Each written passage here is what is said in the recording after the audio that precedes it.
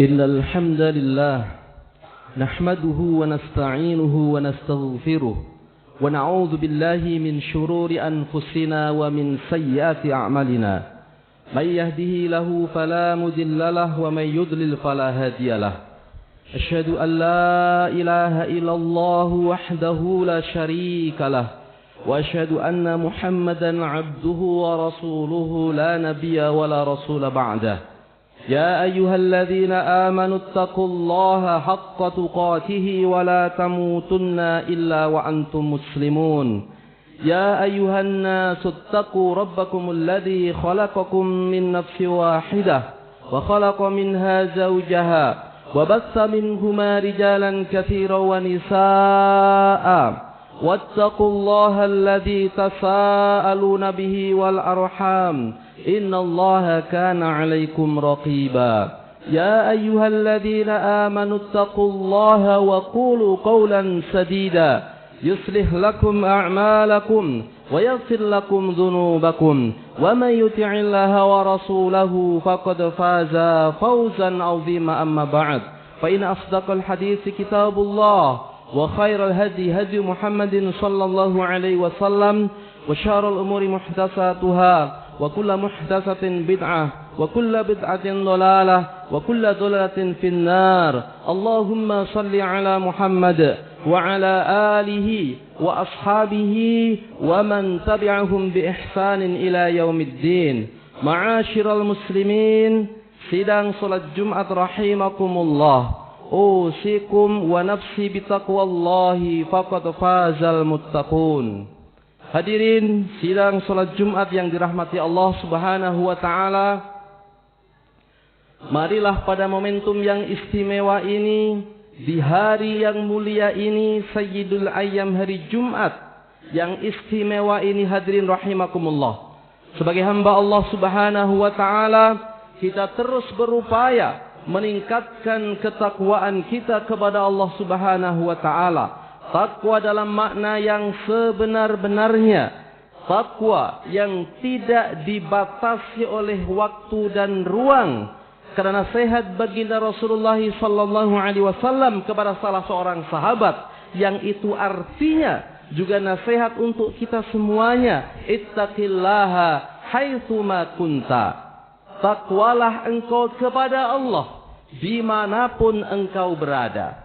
Maka hadirin rahimakumullah, sebagai seorang muslim, mari ketika kita di masjid kita bertakwa, ketika kita di rumah kita bertakwa, ketika kita di masyarakat kita bertakwa, saat kita di tempat kerja kita pun menjadi hamba yang bertakwa. Karena takwa itu, hadirin rahimakumullah, tidak dibatasi oleh ruang, tidak dibatasi tempat. Para jemaah yang dirahmati Allah Subhanahu wa taala, di antara ciri orang yang bertakwa itu adalah kemampuan menjaga lisannya, kemampuan mengendalikan kata-katanya. Dia akan berbicara, dia akan berkata-kata, dan saat dia berbicara, saat dia berkata-kata, dia fikirkan betul apakah ini sesuai dengan tuntunan Allah Subhanahu wa taala dan tuntunan Rasulullah sallallahu alaihi wasallam. Para jemaah rahimakumullah, banyak ayat-ayat Al-Qur'an maupun hadis-hadis Rasulullah sallallahu alaihi wasallam yang secara langsung maupun tidak langsung menjelaskan kepada kita tentang pentingnya kita menjaga lisan. Pada kesempatan yang mulia berbahagia ini, hadirin rahimakumullah, saya ingin mengingatkan 3 urgensi kenapa kita sebagai seorang muslim mesti menjaga lisan kita. Yang pertama, hadirin rahimakumullah, ternyata kemampuan menjaga lisan itu adalah parameter kesempurnaan iman dan Islam seseorang. Kalau orang imannya sempurna, kalau orang keislamannya baik, maka lisannya akan terjaga. Nabi telah bersabda, "Man kana yu'minu billahi wal yawmil akhir, falyaqul khairan aw liyasmut." Kata Rasulullah, barang siapa yang mengaku beriman kepada Allah mengaku beriman kepada hari akhir, maka hendaknya dia berkata yang baik. Kalau tidak bisa berkata baik, maka hendaknya dia diam. Hadis riwayat Imam Muslim. Di hadis yang lain, hadirin rahimakumullah, Nabi bersabda, al-muslimu man salimal muslimuna min lisanihi wa yadihi. Orang Islam itu adalah orang yang orang Islam lainnya selamat dari gangguan lisannya, selamat dari gangguan tangannya. Hadis riwayat Bukhari. Para jamaah rahimakumullah, dua hadis ini mengingatkan kepada kita bahwa kalau orang itu baik keimanannya, kalau orang itu baik keislamannya, insya Allah lisannya terjaga. Hari-hari ini jamaah rahimakumullah, saya perlu mengingatkan kepada saya pribadi dan kepada jamaah sekalian, suhu sedang meningkat, suhu politik sedang meningkat. Mari hadirin rahimakumullah, silahkan punya pilihan, tapi yang jelas kita bertanggung jawab atas pilihan kita. Tapi jangan sampai kemudian karena persoalan pilihan itu lisan kita tidak terjaga, kita mudah mencela orang, mudah mencaci orang lain, bahkan mengatakan seorang muslim fasik dan lain sebagainya. Hadirin rahimakumullah, ingat Nabi mengingatkan tanda kesempurnaan keislaman, tanda kesempurnaan keimanan itu indikasinya adalah kemampuan menjaga lisan. Yang kedua, para jemaah yang dirahmati Allah Subhanahu wa taala, kemampuan mengendalikan mulut, mengendalikan lisan ini ternyata mendapat jaminan surga dari Rasulullah sallallahu alaihi wasallam. Cita-cita tertinggi seorang muslim, kesuksesan hakiki seorang muslim dalam pandangan Al-Quran adalah ketika di akhirat selamat dari neraka, masuk ke dalam surga. فَمَنْ زُهْزِكَ عَنِ النَّارِ وَأُدْخِلَ الْجَنَّةَ فَقَدْ فَازَ. Kata Allah Subhanahu wa taala, maka barang siapa yang dijauhkan dari neraka, dimasukkan ke dalam surga, maka itulah orang yang benar-benar beruntung. Nah, ternyata Rasulullah sallallahu alaihi wasallam memberikan jaminan kepada siapa saja yang mampu menjaga mulutnya, menjaga lisannya dengan balasan surga. Hadirin rahimakumullah. Nabi mengatakan, man yadman li ma baina lahyaihi wa ma baina rijlaihi wa fi riwayatin wa ma baina fakhidaihi adman lahu bil jannah. Siapa yang menjamin kepadaku? Menjamin apa? Menjamin bisa menjaga apa yang ada di antara dua rahangnya, mulut lisannya, dan apa yang ada di antara dua kakinya. Dalam riwayat disebutkan, yang lain menyebutkan apa yang ada di antara dua pahanya, kemaluannya maksudnya, menjaga diri tidak berzina. Maka kata Rasulullah, adman lahu bil jannah, saya jamin dia pasti masuk surga. Hadirin rahimakumullah, tidak main-main jaminannya. Meskipun karena jaminannya itu istimewa, tentu perjuangannya juga istimewa, tidak mudah, membutuhkan pemahaman, komitmen yang terus-menerus agar kita bisa menjaga lisan kita. Yang ketiga, hadirin rahimakumullah, ternyata di antara dosa lisan itu bisa menghancurkan amal-amal ibadah yang dikerjakan seorang muslim. Ibadah ritualnya bisa istimewa, tapi ketika lisannya tidak terjaga, hadirin rahimakumullah, itu tidak ada nilainya di sisi Allah Subhanahu wa taala. Suatu ketika ada seorang sahabat menghadap Rasulullah, menceritakan tentang fenomena seorang wanita yang sedang viral kalau bahasa kita sekarang, dengan ibadah yang istimewa. Ya Rasulullah, inna fulanatan taqumul laila wa tasumun nahar wa tasaddaq wa taf'al. Ya Rasulullah, ini ada seorang wanita yang luar biasa ya Rasulullah. Taqumul laila, rajin solat malam, solat tahajud, ibadah solat teristimewa setelah solat wajib. Kalau tahajudnya rajin, jangan tanya sholat wajibnya kayak apa.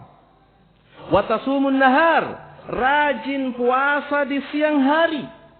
Yang Nabi mengatakan siapa yang berpuasa di jalan Allah karena Allah Subhanahu wa taala, maka Allah akan menjauhkan dirinya dari api neraka. Ibadah yang istimewa. Wa tasaddaq, rajin sedekah. Siapa yang tidak tahu utamanya sedekah? 1 berbalas 700, Al-Baqarah 261. Wa taf'al, rajin berbuat baik. Tapi saat bersamaan wa tu'di jiranaha bilisaniha. Mulutnya tajam, lisannya tajam, suka menyakiti tetangganya. Jamaah sekalian, kalau kita renungi ngeri jawaban Nabi itu, ekstrim bahasa saya. Nabi mengatakan la khaira fiha. Tidak ada baiknya wanita itu. Dia min ahli nar. Dia akan masuk ke dalam neraka. Jamaah rahimakumullah. Ahli tahajud, ahli puasa, ahli sedekah, ahli kebaikan.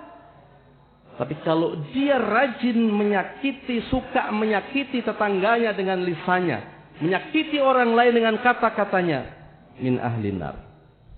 Rupanya sahabat masih penasaran. Qalu ya Rasulullah, inna fulanatan tusalli al-maktubah. Kalau ini bagaimana ya Rasulullah? Ada seorang wanita yang mengerjakan sholat wajib. Artinya sunnah-sunnahnya tidak seberapa. Dan dia hanya bersedekah dengan beberapa keping keju, potong keju. Sedikit sekali sedekahnya itu di mata manusia. Tapi tidak menyakiti orang lain dengan lisannya. Apa jawab Nabi? Dia fil jannah. Wanita itu akan masuk surga. Hadis ini diriwayatkan oleh Imam Bukhari dalam kitabnya Adabul Mufrad. Jamaah sekalian rahimakumullah. Betapa pentingnya menjaga lisan ini. Ibadah-ibadah yang istimewa di mata manusia.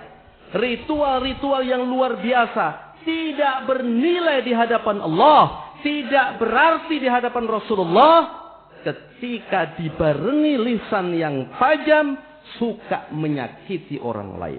Maka mimbar yang mulia ini, dari mimbar yang mulia ini, saya nasihatkan, saya ajak kepada jamaah sekalian, kepada diri saya pribadi tentunya yang pertama adalah, mari kita berupaya menjaga lisan kita. Mudah-mudahan Allah Subhanahu wa taala memberikan takdir yang baik kepada kita, taufiknya kepada kita, sehingga kita menjadi seorang muslim yang di samping rajin beribadah ritual, tapi akhlak sekaligus akhlak kita, lisan kita terjaga sesuai tuntunan Al-Quran dan sunnah-sunnah Rasulullah sallallahu alaihi wasallam. Aqulu qali hadza astaghfirullah wa lakum innahu huwal ghafurur rahim.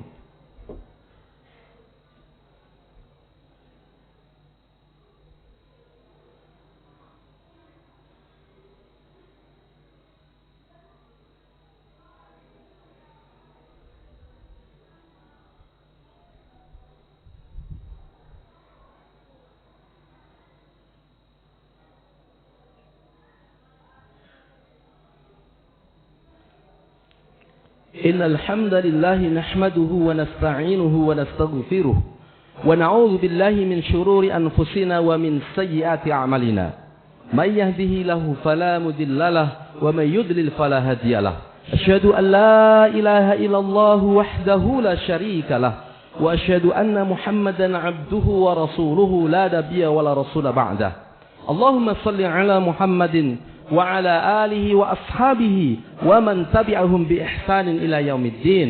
Ma'asyiral muslimin, sidang salat Jumat rahimakumullah, usikum wa nafsi bitaqwallahi faqad fazal muttaqun wa qad qala ta'ala fil Qur'anil Karim ya ayyuhalladzina amanu taqullaha haqqa tuqatih wa la tamutunna illa wa antum muslimun. Para jemaah yang dirahmati Allah Subhanahu wa taala, menjaga lisan pada saat situasi sedang baik-baik saja, sedang nyaman-nyaman saja, mungkin tidak terlalu sulit. Tetapi ternyata agama kita ini menganjurkan kita untuk tetap menjaga lisan kita dalam situasi yang tidak sedang baik-baik saja. dalam situasi marah misalnya, maka sebaiknya lisan kita tetap terjaga. Barangkali itulah makna sabda Rasulullah, laisa syadidu bisur'ah. Bukanlah orang yang kuat itu orang yang bisa membanting lawan, menjatuhkan lawan dengan cepat. Bukan. Wa innamas syadidu alladhi yamliku nafsahu 'indal ghadab. Orang yang kuat adalah orang yang masih bisa menguasai dirinya pada saat dia marah. Mungkin salah satunya adalah menguasai lisannya, agar tetap berkata-kata dengan kata-kata yang baik. Kata-kata yang dampaknya positif, baik untuk dirinya maupun untuk orang lain. Sebuah kisah yang viral, hadirin rahimakumullah.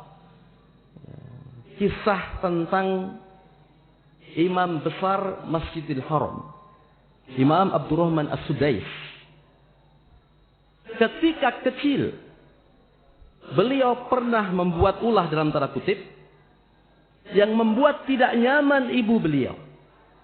Saat mau ada acara, makanan hidangan sudah disiapkan, tiba-tiba beliau, Imam Abdurrahman As-Sudais kecil, Abdurrahman kecil, masuk ke tempat penyediaan makanan hidangan itu, membawa pasir, mencampur aduk makanan yang sudah disiapkan untuk para tamu dengan pasir. Jamaah rahimakumullah, bisa dibayangkan perasaan ibu beliau, perasaan orang tua beliau. Tapi ini teladan yang luar biasa dari seorang muslimah yang salihah, bertakwa kepada Allah. Dalam situasi yang tidak nyaman itu, yang wajarnya beliau marah, ternyata beliau meskipun mungkin ungkapannya seperti marah, tapi yang keluar tetap kata-kata yang baik. Beliau katakan kepada Abdurrahman As-Sudais kecil, ya Abdurrahman, idhab ilal haram, takunu imaman hunak. Wahai Abdurrahman, pergi saja kamu ke Masjidil Haram. Tidak usah di sini, kamu jadi imam saja di sana. Ungkapan tidak nyaman beliau, atau mungkin marah beliau, dituangkan dengan kata-kata yang baik. Maka apa yang terjadi, hadirin rahimakumullah? Putra beliau Abdurrahman As-Sudais tumbuh menjadi hamba Allah yang bertakwa, diberi keistimewaan kecerdasan dan kemahiran dalam menghafalkan Al-Quran. Maka hari ini beliau ditakdirkan menjadi imam besar Masjidil Haram, imam masjid termulia di dunia, yang sholat di dalamnya 100.000 kali dibanding sholat di masjid yang lain, kecuali dibanding Masjid Nabawi dan Masjidil Aqsa. Hadirin rahimakumullah, kata-kata itu doa. Maka mohon maaf, saya ingin mengingatkan kita Pak di Surabaya, di Sidoarjo, kadang ungkapan kata-kata kotor dianggap biasa. Ada sebuah kisah nyata yang dialami oleh guru saya. Ketika beliau mentalkin seorang mukmin, seorang muslim yang mau meninggal. Nabi mengatakan, "Laqinu mautakum bila ilaha illallah." Orang yang mau meninggal di antara kalian, bimbing supaya mengucapkan la ilaha illallah. Dibimbing orang itu, dituntun supaya mengucapkan la ilaha illallah, hadirin rahimakumullah. Tapi betapa terkejutnya beliau dan orang-orang di sekitarnya. Karena ketika dituntun mengucapkan kalimat mulia ini, bukan kalimat ini yang ditirukan, tapi justru kalimat umpatan, misuh bahasa Surabaya ini. Mungkin pertama belum bisa, dicoba yang kedua. Kedua dicoba, tetap kata-kata buruk, kata-kata umpatan yang keluar. Ketiga, keempat, sampai kemudian Allah takdirkan dia meninggal dalam kondisi mulutnya terus mengumpat. Semoga Allah mengampuni, karena dia juga seorang muslim. Tapi ini pelajaran yang luar biasa, hadirin rahimakumullah. Mungkin ini bukti dari sebuah riset ilmiah. Kalau orang melakukan hal yang sama 40 hari berturut-turut, maka akan menjadi sebuah karakter yang melekat. Maka pada saat-saat yang mestinya kata-kata baik yang terucap, kata-kata yang baik yang keluar dari lisan, yang keluar justru kalimat umpatan-umpatan. Mudah-mudahan hadirin rahimakumullah, sekali lagi Allah Subhanahu wa taala memilih kita menjadi hambanya yang bertakwa. Takwa secara ritual ibadah maupun secara akhlak, secara perilaku, secara muamalah, dan salah satunya adalah menjaga lisannya. Mudah-mudahan dengan itu Allah Ta'ala berkenan milih kita menjadi hamba yang bahagia di dunia dan berlanjut kelak di akhirat di surga Allah Subhanahu wa taala. Inna Allah wa malaikatahu yusholluna 'alan nabi ya ayyuhalladzina amanu shallu 'alaihi wa sallimu taslima. Allahumma shalli 'ala Muhammad wa 'ala alihi wa sahbihi ajma'in. Allahumma ighfir lil muslimina wal muslimat wal mu'minina wal mu'minat al ahya'i minhum wal amwat. Innaka sami'un qaribun mujibud da'awat. Allahumma arinal haqqa haqqan warzuqna ittiba'ah wa arinal batila batila warzuqna ijtinabah. Ya muqallibal qulub tsabbit qulubana 'ala dinik ya musarrifal qulub sarrif qulubana 'ala ta'atika wa ta'ati rasulika ya qadiyal hajah. Allahumma la tada' lana fi majlisina hadha wa maqamina hadha dhanban illa ghafartah wa la hamman illa faradtah wa la daynan illa qadaitah wa la maridan illa shafaitah wa la hajatan min hawaijid dunya wal akhirati illa qadaitaha ya arhamar rahimin. Allahumma ighfir lana dhunubana wa liwalidina warhamhum kama rabawna shighara. Rabbana hab lana min azwajina wa dhurriyyatina qurrata a'yun waj'alna lil muttaqina imama waj'alna lil muttaqina imama. Allahumma ij'alna wa ahlana wa auladana min ahlil Qur'an. Allahumma ij'alna mimman yaqra'ul Qur'an fayatil Qur'anu syafi'an lahu yaumal qiyamah. Allahumma barik baladana hada Indonesia. Allahumma barik baladana hada Indonesia. Allahumma barik baladana hada Indonesia waj'al ahlahu min ibadikal muttaqin. Rabbana atina fid dunya hasanah wa fil akhirati hasanah wa qina adzaban nar wa qina adzaban nar wa qina adzaban nar. Subhanaka rabbika rabbil izzati amma yasifun. Wassalamun alal mursalin walhamdulillahi rabbil alamin. Aqimus shalah.